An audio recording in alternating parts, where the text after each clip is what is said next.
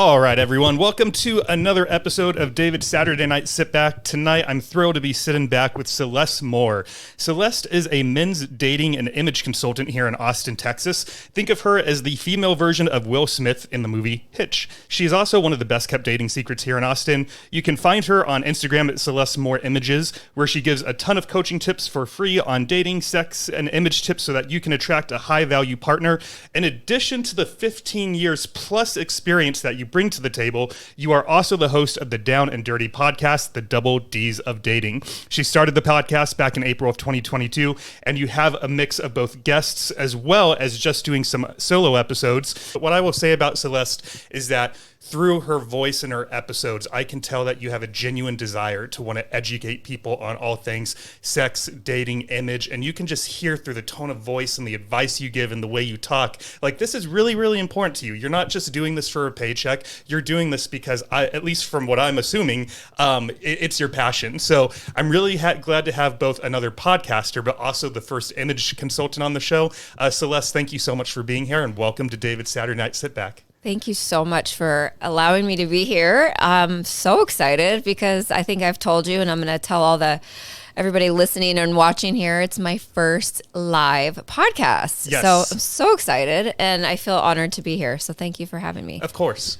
Because you've been doing this for about a year and about a year and a half, but all Zoom so far, all virtual interviews, right? All virtual Zoom. I've switched to StreamYard because you know what? Video really is making a difference just with little clips that I've been putting up. So I think people really want to see who I'm talking to. Yeah. You know, everybody loves podcasts, but I think there's a part of the audience who really enjoys video. So yeah. They do. It's funny because I was telling you off mic that when I started podcasting, I was surprised that YouTube was performing significantly better than all the other platforms combined. Mm-hmm. But I shouldn't have been surprised because I watch 95% of my podcasts I throw on the TV. And it's because when they talk about something that they're referencing, I can just look up. I don't have to go like, oh, well, let me pause this on Spotify and I'm at minute 37, pull it up on YouTube, fast forward to the thing I want to see. So even at the gym, like I have it on my phone, I set it on my backpack, and I am a podcast watcher. So I guess the statistics shouldn't surprise me too much. Yeah, I love that. Yeah, I'm excited to start implementing more videos. So thank you. Yeah, this is exciting. Cool. Yeah, I'm excited as well. So I do have some icebreaker questions for us, but even with the icebreaker questions I want to ask you, I think for me and the audience, I found you by typing in the word matchmaker into LinkedIn because you did go to the Matchmaker Institute in 2005? Yes. Okay. And that's why I found you. Okay. But you are not a matchmaker. You are a men's image consultant. So what would you say is the biggest differentiator between what a matchmaker does and what you do? Good question. So yes, I am certified and qualified to be a matchmaker, but I actively, after becoming certified, I realized I was quite young and inexperienced, and back what they called when I'm a little bit older than you. So Rolodex was the thing. Like, I didn't have such a plethora of people to start connecting. And so I put that on the back burner because it was always definitely a passion of mine. So after that, I decided to get certified as an image consultant. Now, I'm also a dating coach. So and I'll explain just a little bit. I'll get to your question, excuse me. An image consultant, I am certified to basically read body language, teach people their colors. Basically what that means is everybody has colors that work best for your skin, your eyes, and your hair. And I also teach color psychology. So wearing a certain color can mean sends a message instantaneously before our brains can even compute it. So we also teach on etiquette, dating etiquette, dining etiquette, just how to present yourself.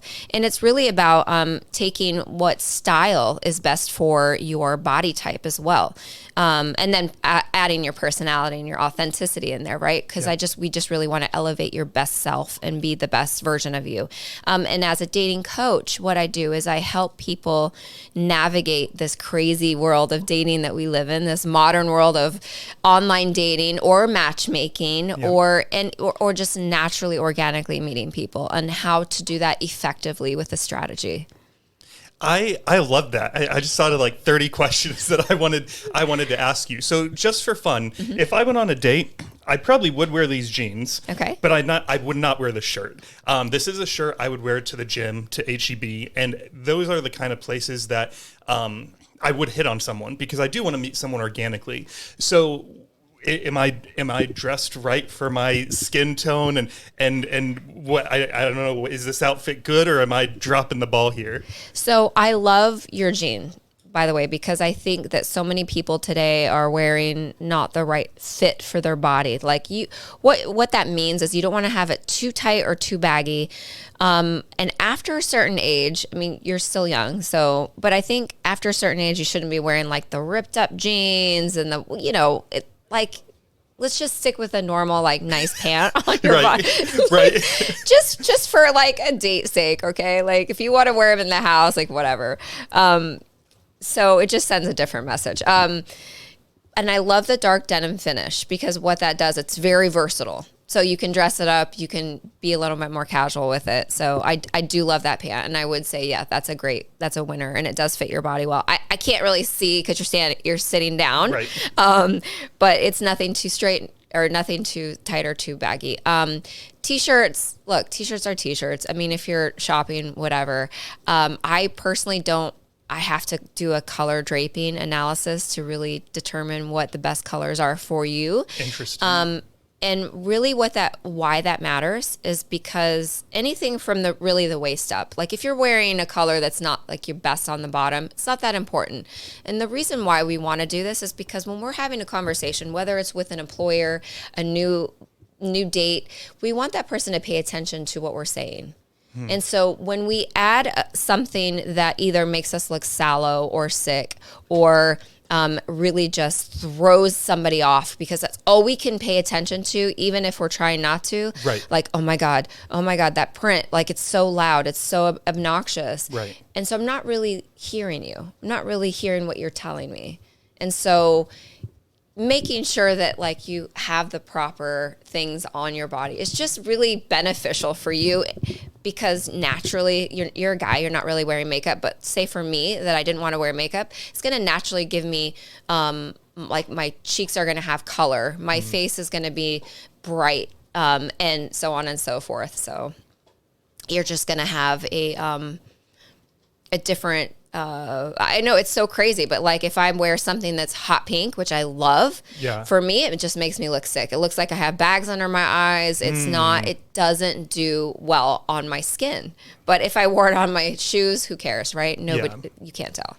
When it comes to my closet, pre-Austin, I'm not very organized. So it would be like a dress shirt, a t-shirt, a pant, like in all different colors. And then I sort of purged most of my stuff when I moved here. I only brought with me what I could fit in the car. So me and the dog took up the front seats, and we threw a few items in the back seat in the trunk in our little Ford Focus.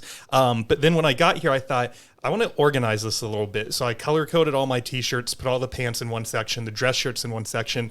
And I had this sort of comical eye-opening moment where I realized that probably about 60% of my t-shirts are black. I'm like, I really like black. I don't think I meant to do that. I was looking, and a lot of them are band t-shirts, and I think a lot of bands do print in black, especially because a lot of the bands I support are punk rock bands, so they like things dark and emotional, you know. I was like, that makes sense. That a portion of these shirts are black for that reason. But yeah, I wear so much black. I like it on me I don't know why. I just think it looks good on my fit. So, well, I don't think it looks bad because you are dark complex, like you have darker eyes. Like I just don't know if you pull pink or like orange on your skin, and I think you might pull pink a little. If you do, you could be a couple different there's different sections or seasons is really old school, but like you could be of winter, and when blacks are great on winter, so there's still hope. There's still hope. There's still hope that black could be your color. There you go. Did you happen to watch Better Call Saul?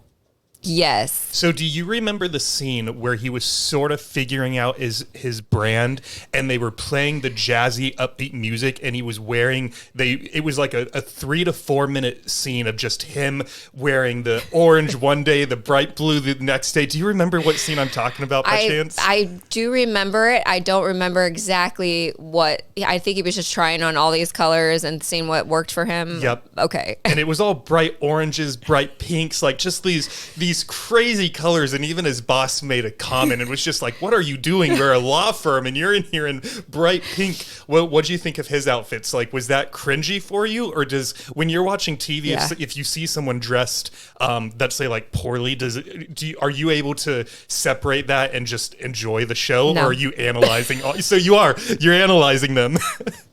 It's bad. I do it at home, nobody cares. So I'm like, what? Okay, so on that note, it's the Selling Sunset. I don't know if it's a terrible, it's this in LA, this really big real estate firm, and all these women, they're all hot, right? And they're wearing less and less each season. I mean, they're showing the side boob and the full nipple, and I'm like, what is going on? You're a real estate agent. I get that you're in LA and it's a show, but it's like every time I'm like, oh my God, like see-through up to here. It's crazy. So yes, I take something like that and I'm like, oh my God. That's hilarious. Yes, it's a problem. So now that we know a little bit about what you do, I got this game called Where Should We Begin? Have you heard of it by chance? No. Have you ever heard of Esther Perel? Of course. I'm saying her name wrong. Isn't it Esther? I think she pronounces it. Is it Esther? I think so. Okay. Yeah. But essentially, you can bring this game on a date, but you also could bring it to a family function, or I've used it for podcast guests. And so I thought we would play just one round. Let's do it. And so essentially, that is your deck of cards. Okay. And you can go ahead and peruse through them for a minute, and I'll peruse mine, and you're going to choose one that you want me to answer, and I'm going to choose one I want you to answer. I love that. Okay. Let's see. Let me do, that one's fun and easy, but in case it's not applicable, let's find, oh, that one's good too. Okay. And that's a good alternate too. All right, I got a couple for you, just in case. All right. Now, how applicable would you like this to be? Or can it just be anything? I mean, I'm an open book. I found one. Perfect. Okay, cool. You want me to go answer for yours first, or would you like to answer mine first? Would you answer mine first? Sure. Yeah, let's do it. Okay. The worst date I've ever been on. Oh, that's perfect for today. There's one that came to mind. Oh, there's another one that came to mind too. There's three. Ooh. I would say, and I you know what? Let me do two. Okay. So one is the guy. Even on his profile, it said he was like, I think 27, and just in phenomenal shape. Uh-huh. And I remember I showed up. We decided to meet at a BJ's, that pizza place and brew house. And I show up, and he had texted me and said, I'm in the bar area. Okay. And so I'm looking for this guy, and I don't see him. And I'm sort of scanning the room. And then I hear someone go, David, this was 9 years ago. Greg, let's call him Greg. It's Greg. And I see him, and immediately I recognized his face. But he is significantly older than 27 and does not look at all like his pictures. He was pretty overweight. And so I sat down, waitress came up, asked us what we want to drink. We give our orders, decided to make small talk, and let's get the drinks over here before I address the elephant in the room, because I can be sort of direct in a situation like this. So she brings back our drink, sets them down. And I said, so Greg, you are neither 27 and you do not look anything like your pictures, and I just feel like we should get this elephant out of the room, because it's how you answer this is sort of going to gauge my interest if I stay longer for one drink or not. So tell me a little bit about your story and what the discrepancy is here. And he basically gave me this story about those pictures are from when he was in the military, best shape of his life. He ended up getting shot. dishonorably discharged because he couldn't serve physically from the injury, and because he had not been planning on leaving the military, he just went through this wave of depression and gained all the weight, and told me that he was looking for a boyfriend who was in shape, who can help get him back to the gym and train him and back into the shape that he used to be in. And I, the story took the whole drink, and at the end of it, he gave a lot more details than that. And I had a lot of empathy for him because I like people and I want people to be happy and to succeed. And it sucked that he got honorably discharged due to an injury serving our country. Yeah. But he also seemed like it just led to this 9-year domino effect of all this negativity happened to him. And I did not tell him this, but I was just like, I don't think this guy, he wasn't the guy for me. So I was like, I'm very sorry that me pick up the tab for the drinks, but I'm not what you're looking for right now. And so I'm going to go ahead and excuse myself for the evening. Yeah. Well, that was really mature because this happens all the time. Really? Like, this happens all the time. That extreme where they're 7 years older than what they claim. And I don't know why, but mostly men, I'm not saying women don't do it, but mostly men lie about their age and then their height. Those are the two things. Women, it's more of a weight thing and maybe age, but not as drastic. And I'm sorry you experience this, but it's so common. I'm not surprised. And I think what happens is when you start off any kind of date, it doesn't matter if you never see them again. You're already starting off in this lie, right? Right. You know that you're going to find out this guy is not 27. Right. And I don't know if he says, well, if I tell him my story, maybe he'll feel bad and maybe he'll just kind of let it go. But that's no way to start a relationship. How do you know that person's not ever going to get into a lie about something else and then really when it matters down the line? I don't know. I just feel like it's really starts off in a really ugly, negative place. Yeah. Yeah. So sorry that you went through that. It's okay. It was it makes for a good story on a podcast. Yeah. But it's interesting too, because I think that in my younger age, I was maybe more of a pushover. Because I almost stayed. I felt so bad for him. I knew I wasn't going to date him, and I was probably never going to see him a second time. Mm-hmm. But the inside of me was like, you've only been here 20 minutes, 25 minutes. It would be rude to leave. But then on the other side of my head, I was like, why am I the rude one for leaving when he lied to me? So it's weird how our brains go through this process of like, oh, I need to make this date last an hour because that's the quote unquote right thing to do. Yeah. When he already, I don't know. I overthought that leaving, just like I overthink everything in life. Yeah. Well, I'm glad that you were at least able to talk to him at the end and say, it was nice to meet you, but this is not for me. Right. Because I think that when you start to take ownership for what it is that you really want and are okay with that, that's when you're in a really good spot. Yeah. Because I think that for so many people, I was a people pleaser for my whole life. And when you're in that position, I'm doing myself harm, and I'm also doing the other person harm. And it doesn't benefit anybody. So when I'm more clear on who it is that I am looking for and and my boundaries, right? I think you were like, okay, these are my boundaries and I'm not willing to, bend them for this person. Yeah. Yeah. The other one I'll tell you much quicker. Yeah. I read the room wrong because we got together for dinner, ton of laughing, had so much fun. And at the end of it, we're leaving the restaurant. We're walking out to our cars. And I said, Ben, I had a super fun time. I would love to see you again. Can we go on a second date? Mm-hmm. And he said, I don't like your personality at all. But if you ever want to hook up, I'm down.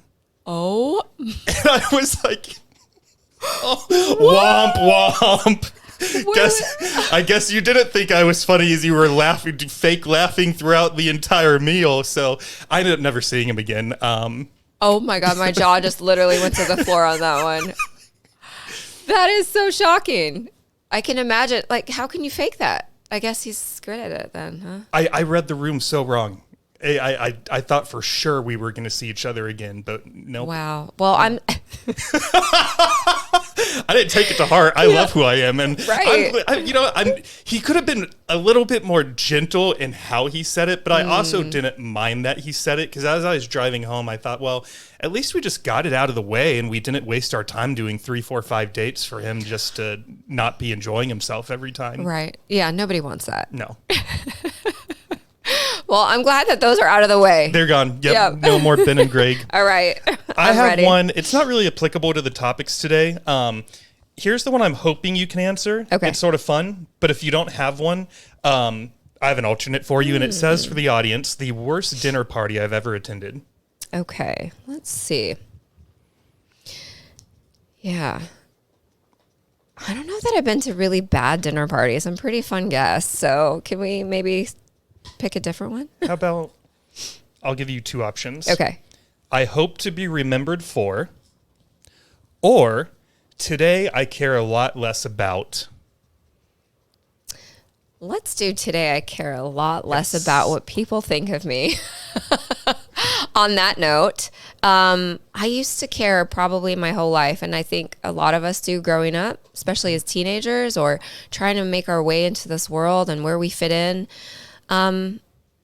I think I've had, like you said before, a little bit of a colorful background. And I used to care, and I used to be so worried that people would think of me a certain way because I chose a career for a while to provide for myself and my daughter. And I don't know if you want to talk about that now or later, but it doesn't matter if you're open to it. And I used to really be always worried that someone was going to find out. And you know what? It was my life. Like, I don't care what people think about me because I'm in a good place. Mm-hmm. I'm a good person. I care about people. I love myself. I love my daughter and my world, and I want to be in service to people. And that's all that should matter, right? Yeah. If you're a good person. Yeah. So I love that. Yeah. So we will talk about you. Before we do, just to wrap up why I chose this icebreaker specifically. So if a client said, Celeste, I'm going to bring this game on in my first date, or maybe not the whole box, but they're going to bring 20 cards with them. What do you think? Good icebreaker for a first day? What are your thoughts? I love this for a certain date. So my first date recommendations are definitely not dinner or a drink. And I know that might surprise a lot of people here. I think that you should be doing some sort of activity. So if maybe your first date was to go to Mount Bonnell and watch the sunset and have a little cheese and a glass of wine, and it's not so much the drink, it's more of the atmosphere. And then you brought 2 cards and then you answered like as an icebreaker. I think that would be a fabulous idea. Gotcha. And the reason why I say this is, and I'll wrap this up really fast, is because it takes the pressure off this very interviewing type of dates that we go on. And nobody likes to be interviewed. You want to kind of get to know someone. And how do you do that in the most effective way, right? But also what you do when you have an activity creates a bond between you two. And it also, a lot of times you're doing something, so you've got these endorphins, you've got these really good feelings, but it also puts you in a position where it's not awkward, right? You're maybe in nature, or maybe you're with people around, so you don't feel like there's this awkward pressure, because dating can be so much fun. And I think we have to kind of get back into that fun. So anyways, that was a long answer, but yeah. I love long answers. And it's a podcast, which is the beauty of them, is we don't have to rush through it. But right. Just a quick story about that, and then we're going to dive into your history a little bit. I love taking him to Zilker. And it's funny because there are a lot of people, I'm assuming, I'm just breaking the 4 agreements left and right on this episode, but there's so many people who I'm assuming are couples because they did bring the wine, they have a mini charcuterie board and whatnot. And Thad is a great date interrupter. he loves people almost more than dogs. So we'll be out there and he'll just go right up to their picnic blanket and get in between them. I'm like, Dad, get out of there. They're trying to get to know each other. They're on a date and you're stealing their cheese. And it's just hilarious to watch. And most people don't mind. I think they know, like, okay, we're at Zilker. There's dogs here. We know what we're getting ourselves into. But it's just so funny to see how he just wants pets and love. And he doesn't know he's interrupting a date, you know? They are the best. They are truly, and yes, they're a good date snagger too, right? Take them to the park and you're just like, oh, he's cute. And then, oh, your dog's cute too. Yeah. I think it says something about someone when they got it well. Like, Thad is just so like happy and whatnot. I think you can tell based off his demeanor. I take good care of the little guy and he's a cutie and who wouldn't want to pet him, you know? Well, that also says something about your future significant other, right? You want someone to have that very genuine feeling towards an animal. That says a big thing about them. It's they're nurturing, they're empathetic, like maybe things that matter to you, right? If you pay attention and put yourself in a situation, something that matters to you, something that's on your list, like a must value belief or life goal for you. And that's one of them, is to be an animal lover, right? Sorry, did you hear that too? Stop it, yeah. Hey, Thad, come over here, buddy. I don't trust whatever you're doing. You were making more noise than makes me comfortable. Here, yeah. I agree. When you were talking, it made me just think, and then we'll move off Thad. Yeah, okay. When we were at Zilker once, he was walking up to, I think it was probably a family, because there is a woman and a couple of kids with her. And he has this Zilker walk. It's very happy, and he sort of is like doing a left and right. And as he's walking up to the family to sniff and say hi, the mom gets up and says, I don't think so. And she picks him up and turns him around so he's facing opposite of them, and then sort of gave him just not a hit, just a very gentle like push on his behind. And I was just like, dude, you just got rejected so hard, and you're so happy and friendly. Like, I was like, maybe this family got traumatized by dogs at some point or something, because it was just so. It's bizarre. Right. Like, I don't even know what to think. You were like, I don't even know if I should get mad right now. Right. Do I be mad, offended, hurt? Do I just comfort Thad, because maybe his feelings are hurt? So poor baby. Yeah. Well, let's dive into your story a little bit. So your story starts, we're going to go farther back than we've gone with any other guest. All right. Because no one's talked about their experience in the womb. And I came across one of your podcasts where you were talking about that. So can you take me back just to sort of what early life was like for you? Yeah. So I guess it must have been February this year. I ended up working with someone that can read bodies. And I was like, what does that mean? I couldn't figure it out until she sat where you and I are sitting across from. And she basically went into my inner child or whatever. I've never done inner child work before. And she, based on my body, told everything about me. And how do I say this? Okay, so I am a product of a teen mother. And in that time, my parents were next door neighbors. So, doing bad things. And lo and behold, Celeste is, my mother's pregnant with me. And even my mother was 14 when she got pregnant. So young. So young. Yeah. And it's interesting how after doing some body work with this woman that I was connected to that feeling that I never knew what that connection was. And it was almost like I knew my mother wanted me, and I knew that was like always a strong pull, but I never understood what this other feeling of my father not being around because he was a child as well. This almost abandonment, almost like this trauma, like, I'm not ready for this. Who's ready for this? And so I had all of these feelings at a very, very young age. And then I think 3 was the next period of my life where I felt my mother graduated high school early, went right into nursing school, and was always studying. And so for me to get attention, I would always be the really good girl. I would I was, everything that I did was over and above. I would overachieve because then Celeste would get attention. Oh, good girl, or whatever it was, the acknowledgement of that. And so it's very interesting how I never really got that when I did get that, but it was never quite fulfilling. And so I know that that's maybe not what you asked, but it was very interesting to understand those connected feelings that maybe I never had like something concrete to put to it until recently. Yeah. Yeah. Now your whoever the father was, did you ever end up meeting him?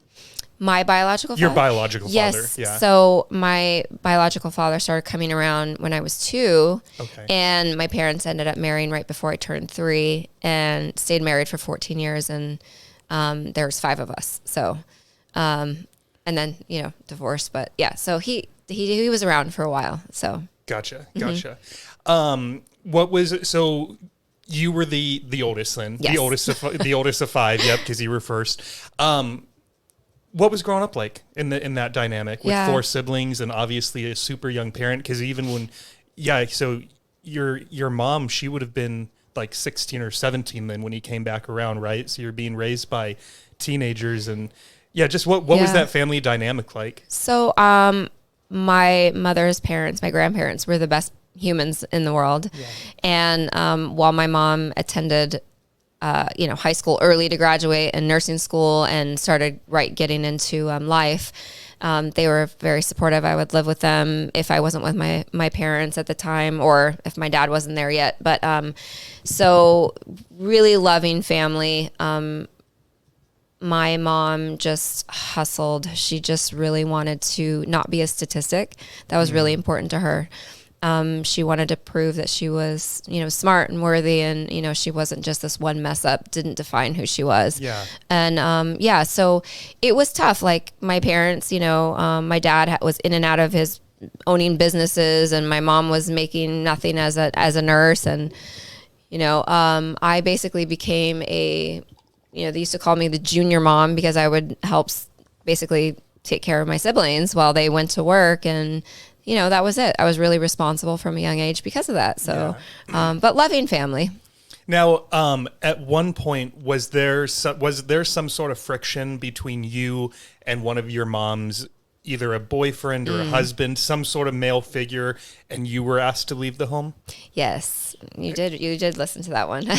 So my parents divorced. I was 16. When I was 17, my mom, because she didn't have a teenage life, she decided to have one in her early 30s. And she was 33, I was 17. I mean, wow, that's crazy. I look back. And one of her very first boyfriends who she brought back to live with her. And I kicked and screamed. I was very hot-headed. I'm very protective of my family. I still am, but as a teenager, even more so. And she chose, which was probably one of the most hurtful things that I've ever experienced, to have him move in and me move out. And I felt completely, again, there was that huge abandonment, right, that I felt with my father when I was young. I think that is a struggle. That is something that you have to learn as an adult, that wasn't you. Yeah. That wasn't on you. Where'd you move to? Sorry. At the time, because you were 17 when this went down. Yes, correct? At the time I did have a boyfriend and moved in with him and his parents. Okay, so you had somewhere to go. Yeah, yeah. I mean, I wasn't on the streets or anything. I would definitely have somewhere. I figured you had somewhere to go. And when you were 17, what city and state were you in at the time? West Palm Beach, Florida. Oh, cool. Did you like it out there when you were there? I grew up there mostly, so 10 years of my life. So, yeah. And do you recall when you learned that your mom was facing the decision when she was pregnant with you to either keep you or potentially give you up for adoption? How old were you when you found that out? I really don't remember the age that I found out, but I had adopted parents. They were in California, like everything was literally ready to go. And she had decided that wasn't, she wanted to keep me. And she says and my mother was my very first podcast guest. She was the most important and the best decision she ever made in her whole life. Yeah. So, yeah. I don't remember what age, but okay. yeah. Sounds like you guys, if she was your first podcast guest, then you guys are still pretty close. Or at least at this point of your life, you guys are super close. You know what? That was a period of time, that moment that I just spoke about when I was 17. That took a lot of healing. But my mother has been my best friend for my whole life. I love her dearly, and she is a super woman. Truly. We all go through things that we're not proud of sometimes in life, and we learn from them. And I feel like if you don't learn from them, then that's when we have the issue, right? Yeah, that particular episode. So you started talking about how you view your relationship with your daughter and how you want her to know, essentially, that you have her back. And it was an emotional one for me to listen to because I haven't spoken to my dad in about 10 years, maybe longer at this point. I need to do some thinking. But in that decade, I've graduated college. I've moved out of California. I've started a podcast. Had my first professional job. Came out of the closet, and there's just all this little stuff where I wonder. He in short, a good way to sum him up. His first love is money, and so he loves money more than his kids. At least that's how I see him. And he loves control, and so I was a very uncontrollable kid, which caused a lot of headbutts between us, not literal ones, but metaphorically. But I do wonder sometimes, I'm like, I don't even know if he cares that he's missed out on all this stuff. And so it's interesting I don't think about it too much. It just, that thought is what hit me when I listened to your episode was, as a parent, did he ever have an eye-opening moment in the last decade of like, it's all on LinkedIn. It's all on my profile. Like if he looked at me up by name, he can find out. But I've even wondered that, like, does he care enough to Google me and sort of try to find out what his son has been up to? Or is he just so busy running his company and raking in the dollars that he's content and he doesn't care that I'm not in his life anymore? And I don't know if I'll ever get that answer to that question. I sort of just have to live with it. Do you feel that you'll never get that answer because you'll never ask him? Or even if you ask him, he may not give you the right answer? I just don't know if I'll ever talk to him again. Okay. Yeah. Because I'm at a place now where I'm very happy. I genuinely am. And I don't really miss him because he was just such a negative aspect of my life. So if he hasn't changed at all, I don't want him back.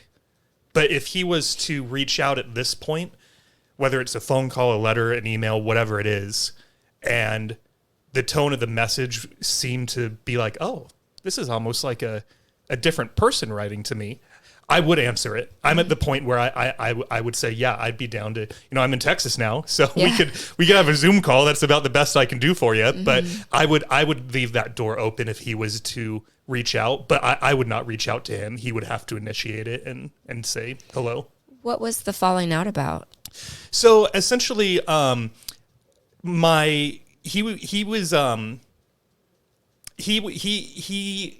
was verbally abusive to my mom and my two little sisters. And there got to be one night where they were in fear that the verbal abuse was going to get physical. And I think my mom was also just done with being berated by him. And so she took my two little sisters and they left. And so it was on a weeknight, on like a Tuesday or Wednesday night. And she asked me if I would go back to the house and try to get their school books so they wouldn't have to go to school without books the next day. I had already moved out at this point. I had basically, him and me, we were sort of in contact, not really, since I had moved out. But I went back to the house. And I had a key, so I unlocked the door. And it was funny. He was just sitting on the couch watching football. I was like, is this the reaction to your wife and kids just leaving you? You're just watching the game? Like, what is this guy doing? And so he came rushing over and he blocked me from getting in the house. And he asked me what I was doing there. And I said, I'm here to get Beth and Caitlin's school books tomorrow. I don't want to get in the middle of whatever happened. I was just hoping to get their books, and then I'll leave and get out of your hair. And he said, no, this is none of your business. You don't need to be here. If your mom wants the book, she can come get them herself. And I'm bigger than him and stronger than him. And I was just like, look, I'm going to push back past you and get those books. And then I will leave and I'll be here out of your hair in 20 seconds. And he said, if you do that, he opened up his phone and pressed 911 and he shoved it in my face. And he says, if you come in here, you're trespassing. I'm calling the police on you.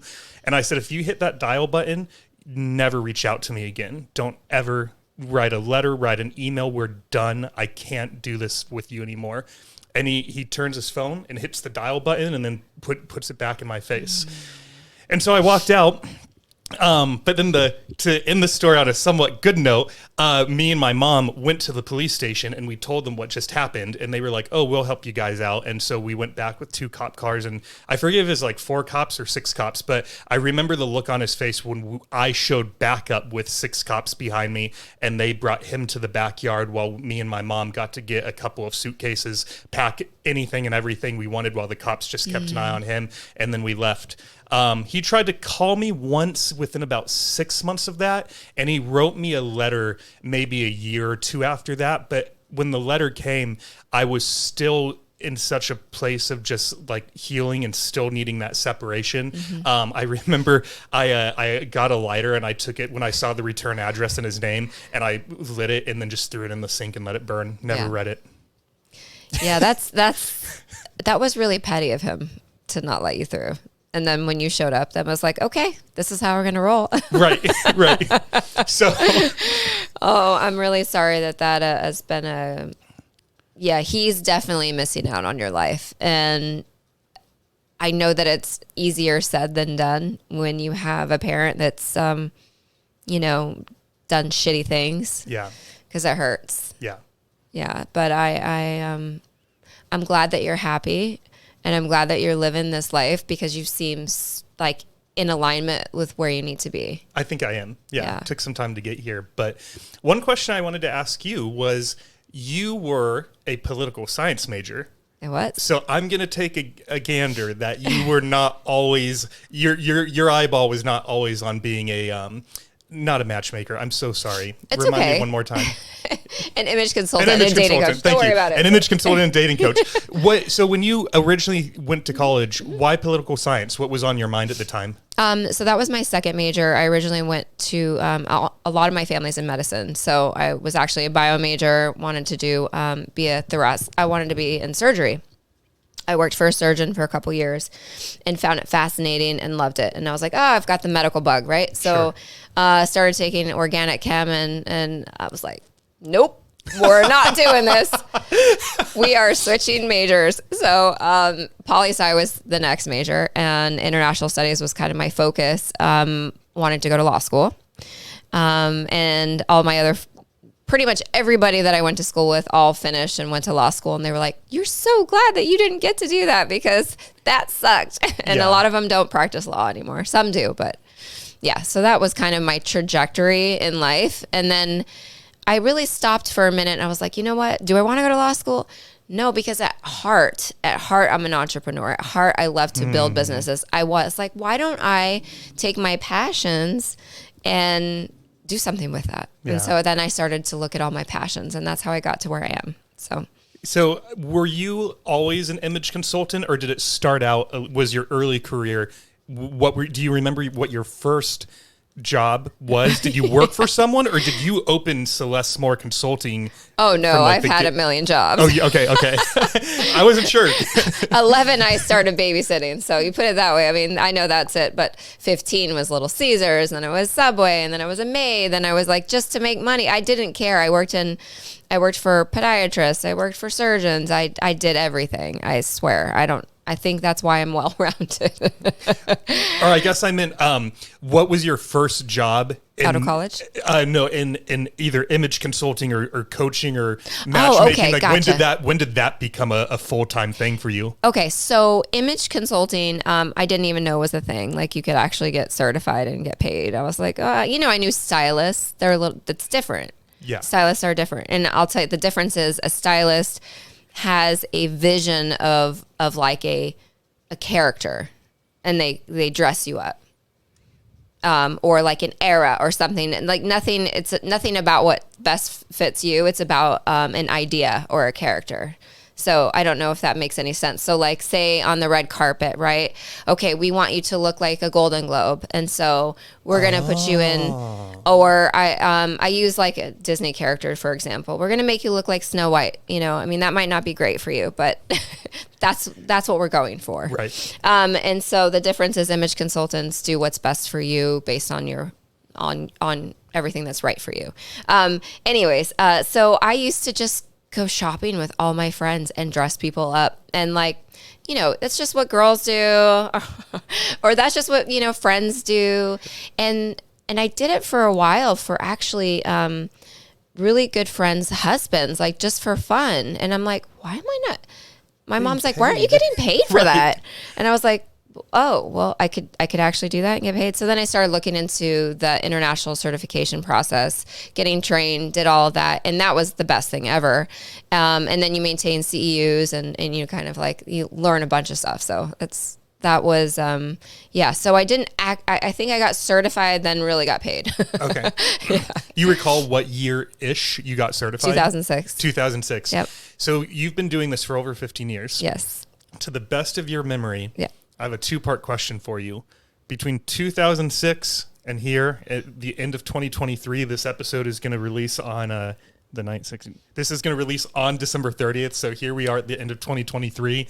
What do you think the biggest change is that you've seen in yourself in a professional perspective? How have you seen yourself grown and change from the 2006 you to the 2023 you? Yeah, that's a really good question. I feel that I am much more in tune with my clients' needs and not what I think is best for them. And I know that's terrible to say, but in the very beginning, you know, I know what's going to be best for you, you know.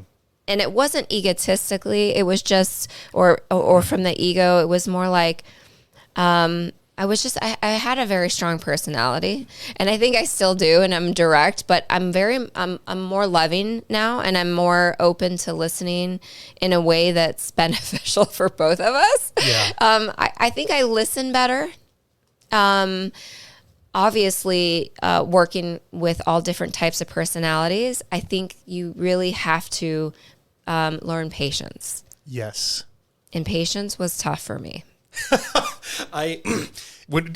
As you saw, you asked me before we hit record, you know, that you saw that I managed a gym for a while. Yes. My first probably 2 years as a manager, I bet most of those people hated working for me. It was such the management of the gym was easy. Managing 15 different personalities, especially when some of them are teenagers who are showing up late and not really helping themselves, and now they got this hot-headed new manager.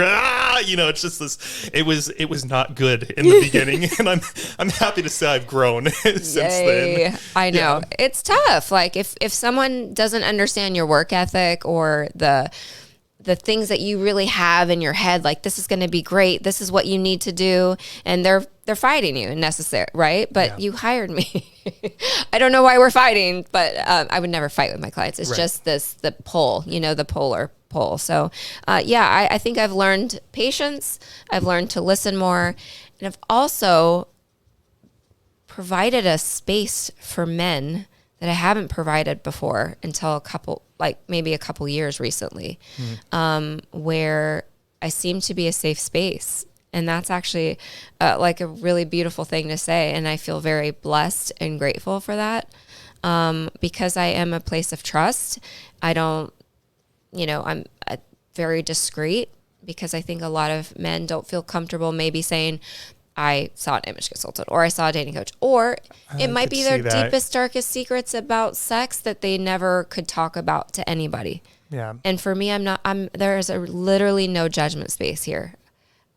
And that's a big thing. And I think they feel that. Yeah. Mm-hmm. So that was one thing I was going to ask you is, see, I went over your website and saw that one of the part of the service is that we get 60 minutes with you if we're working with you every week, correct? So do you when I was a personal trainer, I had a realization that 50% of this job is training. The other 50% of this job is listening. They're venting. They're talking about their husbands, their wives, what stressed them out, their boss that they hate. Do you almost find that you're in the same boat where you're becoming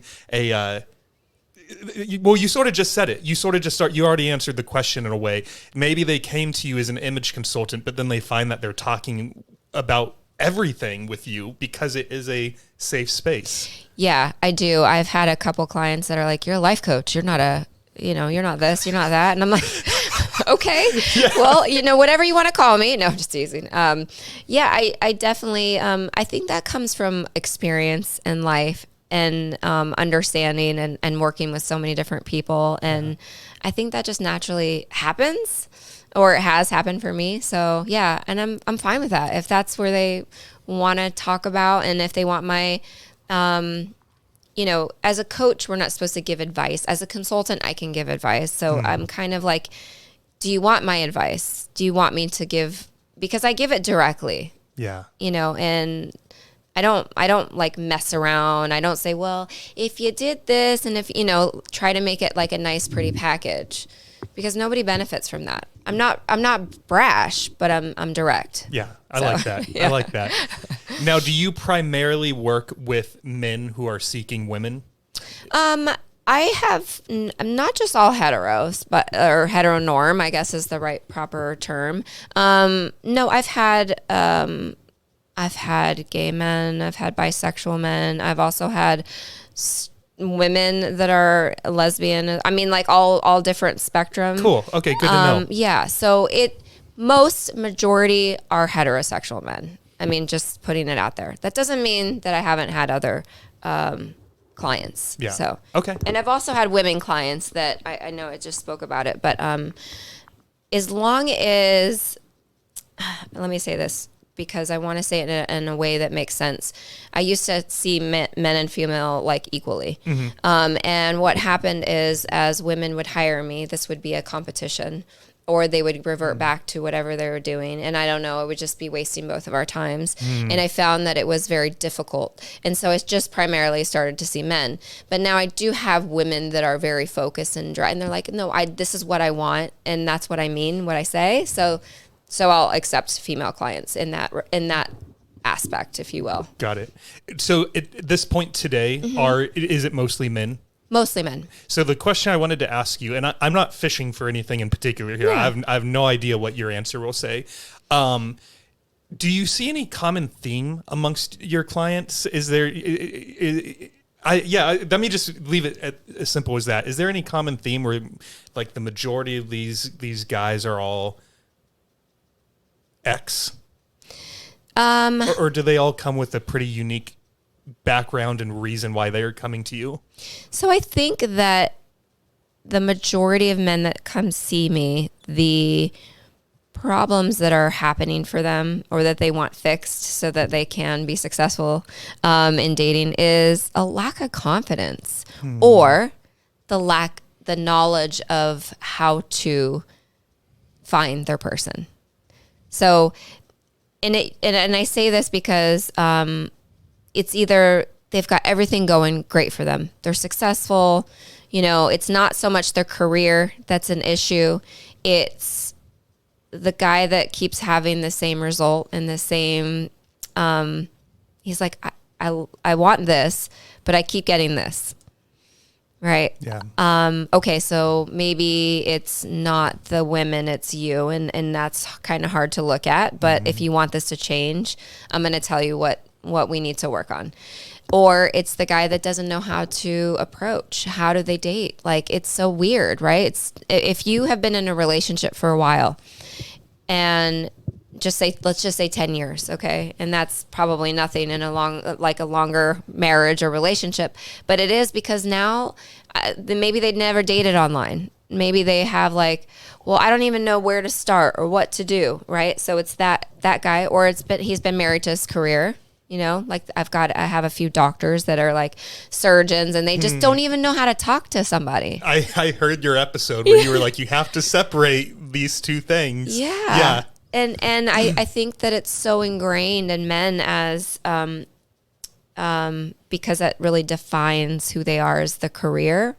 It sets the tone of whether or not they can actually have a relationship, because if they don't feel settled in that career, then they're not going to ever feel settled in a relationship outside of their work. And so for men, it's so important for them to be somewhat settled in their career before they can actually take relationships, which I think it's just the way I don't know. I don't maybe I'm going to piss a lot of people off, but I feel that that's just like kind of a genetic thing. Yeah. So I know that's a long answer there, but the common denominator would just be maybe the lack of, and that is either in their confidence, in their knowledge and tools, or, just the lack of, I guess. So you're in a pretty unique situation because you're not just working with these men like one time for 60 minutes and then you never see them again. You get to see them for a couple of months on a regular cadence. So based off what you've seen, I'm saying this for the audience, that we're not taking your opinion and projecting it to all men all over the planet. Based off of your clientele that you have worked with over the last 15 years, why do you think men don't bring that have men, let me ask you this first. Have men got less confident? I think there is a confusion. And let me say that. Yes, in a sense, they're less confident. And I'll tell you why, because there's this thing going on in this world right now of gender roles. And I'm going to say this in a very, I guess, hetero way right now, heteronorm, is that, there's this 1950s man, right? This very like dapper, he's the breadwinner, the woman stays home. We're not there, but we're also not in this era. We're not there. So I think that there's this, people want to put this, if you will, we want to fit in some type of box. We want to figure out where we're at. A lot of people do. And then, but we're also, this new wave of modern, gender roles is also confusing, because a man's like, well, where am I? The whole feminism and Me Too, and women are like, well, I can do everything. I don't need a man. And he's like, well, okay, but where do I fit in? And so there's this lack of confidence of not knowing where to insert himself or how to be. And so there's this confusion that's happening. And so, yes and no. Yes, it's like, okay, how do I date then effectively? How do I find my person effectively? I'm not saying he has to be only masculine or he has to be in this box, but there is, and the reason why these guys are kind of, you hear it on the women's side too.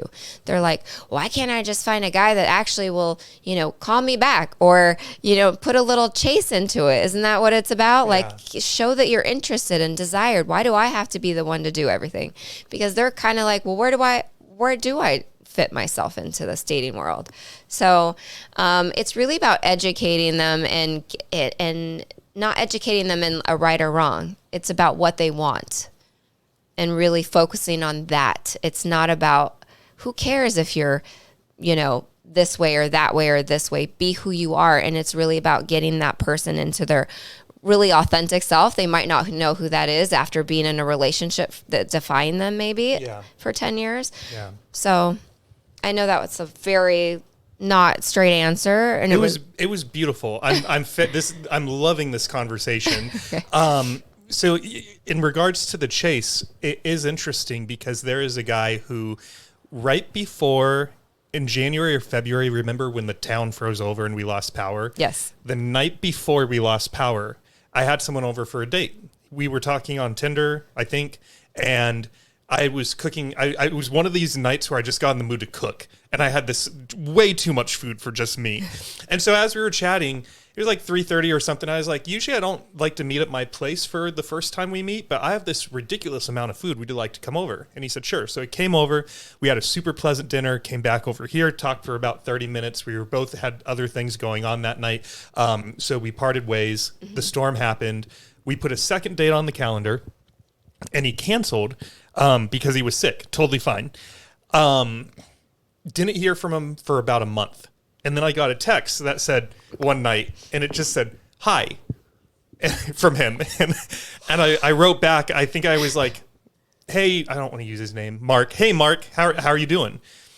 And he said, I'm having a very pleasant evening, thank you. And then never said anything else. About a month later, hi. Hey, Mark, how's it going? I'm well. Nothing. Yeah. And then about 2 months later, we bump into each other in the locker room at the gym. And I greeted him, asked him how he was doing, asked him what muscle groups he was working out with, was trying to give him I refused it because in my with this guy in particular, and feel free to call me out if I'm being ridiculous, but in my opinion, I want him to get the second date back on the calendar. At this point, I would say no, kindly, but I would say no because he canceled on this date back in February, and we're in December now. And it's just one of those things. It's like if he can't get a second date back on the calendar, all he needs to do is ask. Yeah, no, you shouldn't even, like, even if he asks, that the answer should be no, for sure. No, guys chasing men, women, whatever, I want you to understand, or chasing is maybe the wrong word, but wanting to pursue somebody and go on a date takes more than saying hi. Yeah. Okay, that says nothing. With that, just like, I want you to say, you know what, David, I have 2 great places I'd love to take you on. Are you available Thursday at 8 or Friday at 9? I don't know. I'm just using random. Like, would any of those work for you? I think you and I would really love this new place. Boom. That is exactly what you say, and that is how you get a date on the books. Right. You have to ask for it. But you make an effort. It is not hard to make an effort. If you literally want to go on a date with someone, you will make that effort. Right. If they don't, they are just crickets. They are just talking. They're just, no, you need to go. Yeah. You need to just bye. Yeah. So while you were talking, it made me think of another situation that I want your thoughts on. I have a friend who works a retail job, let's say, and I was hanging out with them. The shop was super slow. And so we were just shooting the shit at the desk for an hour, just talking and keeping them company.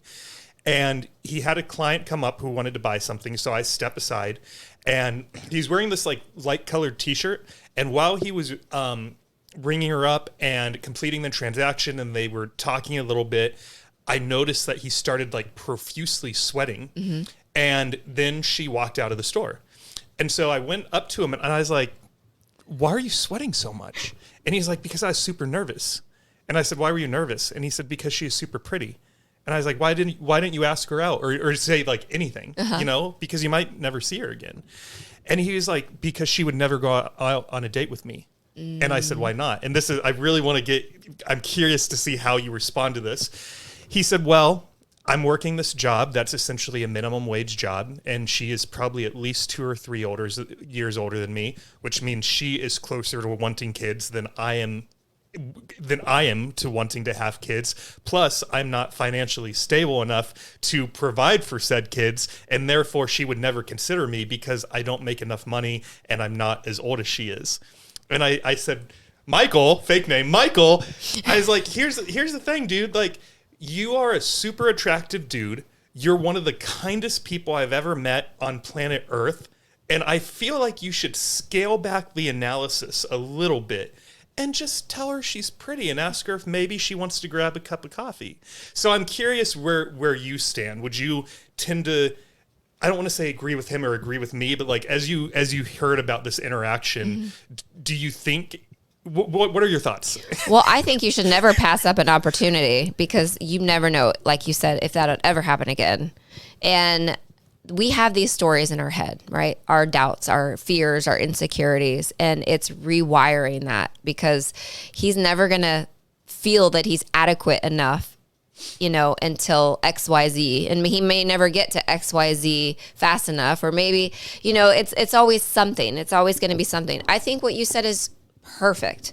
I honestly think that sometimes people come into our life and it's there, right? It's like waiting.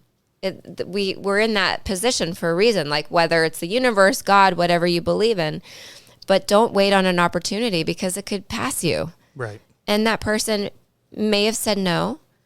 And so what? Like I hear from so many people, get 100 no's. I mean, that's a business thing, but Yeah. What that means is that it doesn't affect you personally. She could have said no for a million other reasons. It had nothing to do with where he was working, his how age. old he is. I mean, Yep. 2-3 years, how can you even tell? Right. So yeah, I think that for men, women, anybody, like, don't limit yourself, because you just never know what that could turn into. Even if that's gaining confidence for you and saying, you know what, I'm going to do this because, you know what, thank you for coming into the store today. Like, you're so beautiful. Like, I don't know, whatever it is. Yeah. Would you like to grab tea tomorrow? Whatever. Like, oh, I see you like this book. There's ways to strike up conversations that are organic and real, and they don't come off creepy, and have more confidence in yourself.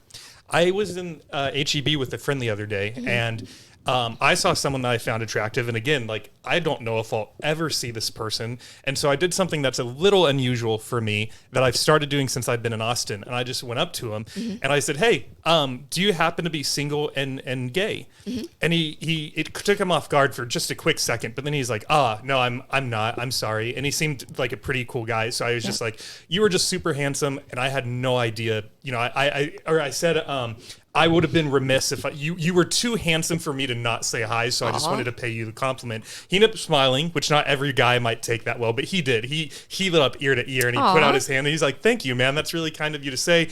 We parted ways.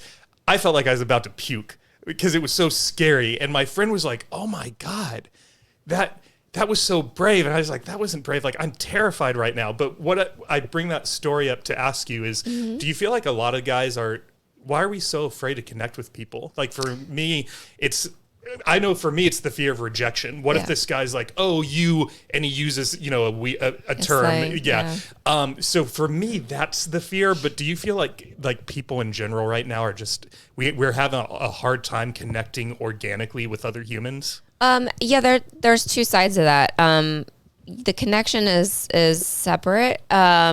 Yes, I think COVID has done a number. I think, being online, there's so many other aspects to having human to human connection, but it's what you asked before. It's fear of rejection. And that's even more with men. It is a huge, huge deterrent. And I think that what you did was so brave, and I'm so proud, because I think there needs to be more of that. And the reason why is because you learn that, and I think I just talked about this a second ago, you learn how to deal with rejection because it's not personal. That guy had nothing. He was like, thank you at the end of the day, because you said such a beautiful compliment to him that he was so handsome and, whatever. And he was like, oh my God, that's so sweet, right? Right. But he wasn't single and or gay or whatever. And it doesn't matter, because he basically is, if he was just saying yes just to make you happy, right? You also think of those people, right? That just does everybody a disservice, because your person is out there. I think there's multiple persons for people. I don't think we have one soulmate, one twin flame, all this crazy. I don't believe in that. I feel like there's someone for you. And if that person said yes to you and really wasn't there for you, like, he did you a service. He was like, I'm getting out of your way so that I'm letting the universe or God or whoever bring that person to you, closer to you. Yeah. Yeah, it's almost like, it's funny because I think with guys in the gym, at least amongst my friends that I've met, we are never afraid to go to the gym and fail. And what's interesting is it's probably because we've been working out for 10 years and we've probably failed hundreds of times. And so to us, we don't even think about being afraid to fail in the gym, because we've done it literally hundreds of times. But I do think that because I have had so few guys say no to me, because I've only done that thing I just described under 15 times in my entire life, that repetition isn't there. And that's why the fear is still so high, is because I don't have the stack of evidence convincing myself it's okay to be rejected. I'm not going to die. It's right. It's not the end of the world. Like, he smiled, he said no, it was a really positive interaction. Like, it was all wins all around. And so I almost think I need to be almost doing that more. There's a guy today, and I didn't say anything because I got in my own head. And in hindsight, I wish I had asked him so I could keep getting that fear down and that confidence up. Yeah. Well, I want to say, yes, I think it's working that muscle, right? The muscle that's not so strong. But it's not a failure. I want you to know that it's not a failure. And maybe in the gym, I don't know what failure in the gym is. Maybe you not squat and you can't get back up. And you literally just go straight down. Yeah. Okay.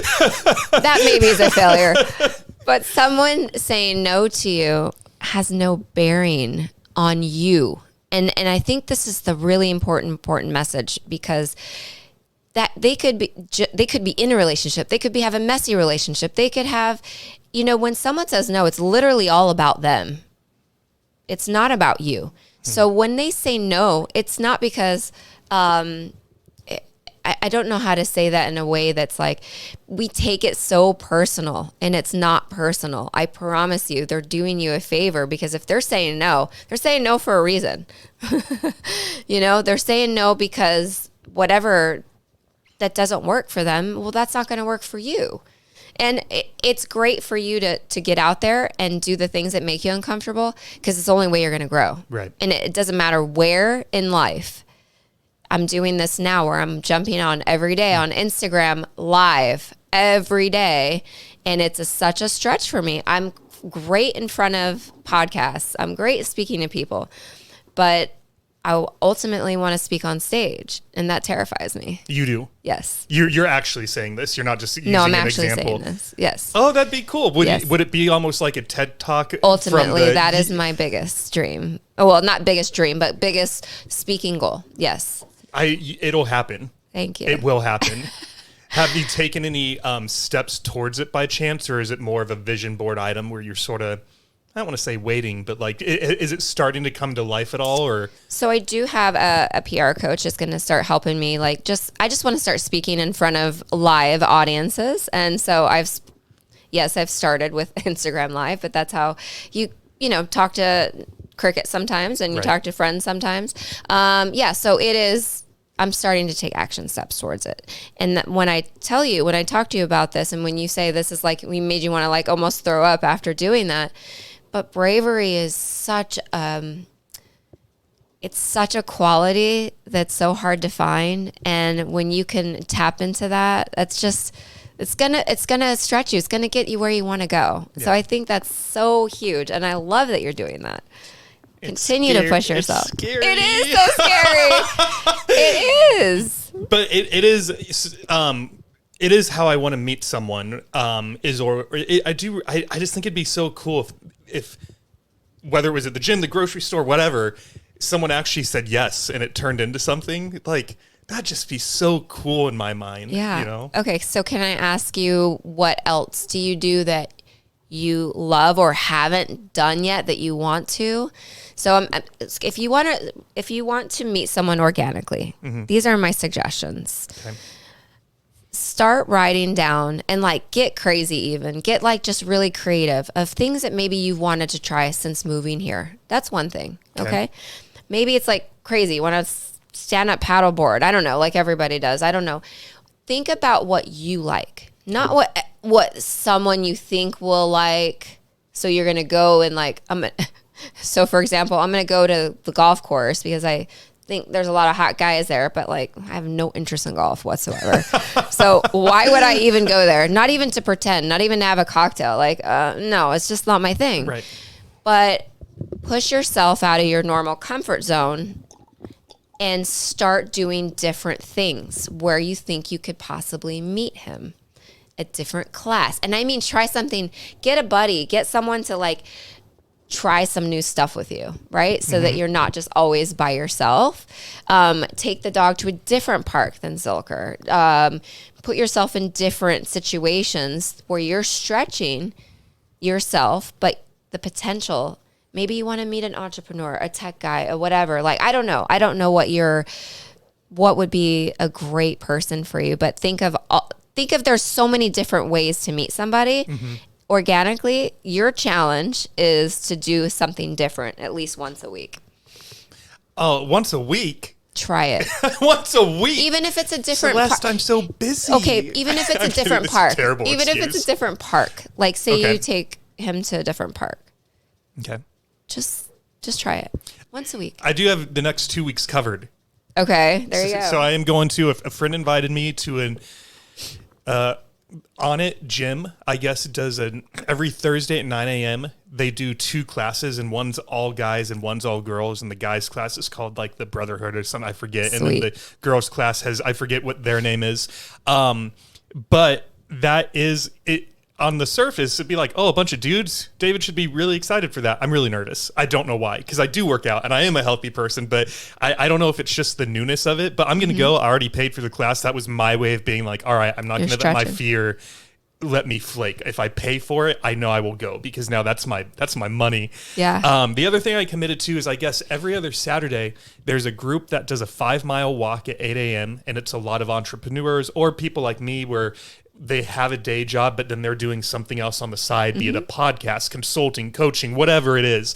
And one of my buddies went on it, and he's just like, David, whether you come out here for dating, podcast guests, you can't not be out here. So the next one I'm pretty sure is Saturday the 16th. And if I have my date right, I will be there. Amazing. Yeah. See, already you are like implementing that you are going to, because I think you've already decided you want to meet, how you want to meet your guy. Mm-hmm. Right? I think so. Okay. Can I also give you another suggestion? Please. Don't put all your eggs in one basket. And what I mean by that is like, okay, I'm only going to meet him organically, right? Mm-hmm. Let everybody know that you are free and single and ready to mingle. And you like, I want you to like, let people know more in your circles, in your whatever, on the podcast. David's single. He's looking for his dude, his man. Like, I don't know what that looks like, but you need to get on here on one show. We can even do it now and give me your top 10, like, you know, important things that matter to you that you want. And you also need to come up with your deal breakers too, and keep those boundaries and be firm on your boundaries. The deal breakers. So, the deal breakers is a hard one for me. I know one is, I don't know if you've ever kissed someone who's a cigarette smoker, but I did once and it was bad. So that's no one one of wants my to kiss an ashtray. Right. So that's my number one right now. Okay. My number 2 would probably be, you have to be consistently active. So it doesn't have to do what I do in the gym. Mm-hmm. You could be a runner, a Zumba goer, a yoga person, but I just want you to have, you are doing something for your body that's physical on a regular cadence, whatever it looks like. Yep. I think the only other one that I'm struggling with, and I've never said this out loud to someone, is just like, I don't know where I'm at with religion, because I was raised Christian. Okay. And I'd say now I'm in short, I basically believe there's something out there, but I don't name it. You know, I don't think that the podcast guests who are showing up are just coincidence. I don't think I landed in Austin. I do think that if you work very hard, good things will come to you. So when people look at someone successful and they're like, oh, Celeste is so lucky. Like, no, you've been working your butt off for 17 years and you were navigating some crazy family dynamics. Like, you're not lucky. You worked so hard to be where you're at today.